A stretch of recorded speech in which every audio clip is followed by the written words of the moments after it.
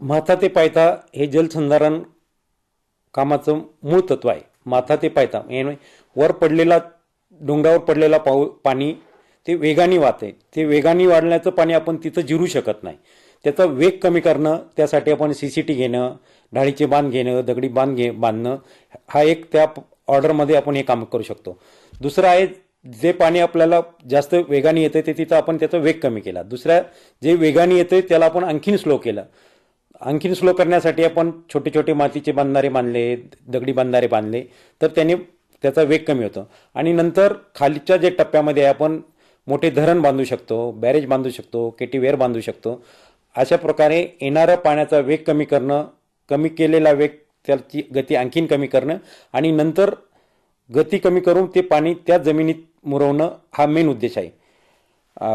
भविष्यातील पाणी टंचाई जर आपल्याला कायमस्वरूपी नष्ट करायची असेल तर मोठ्या धरणाऐवजी पाणलोट विकासाचं काम आणि भूजल पुनर्भरणाचे काम याच्यावर भर देण्याची ही संधी आहे.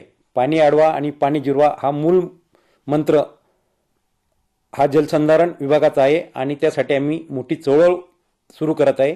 त्या चळवळीला चांगलं स्वरूप देण्यासाठी आणि लोकांपर्यंत ती पोहोचण्यासाठी त्यांच्या सहभागाची जरूरत आहे आणि म्हणूनच आम्ही हा सप्ताह मोठ्या संख्येने साजरा करत आहे.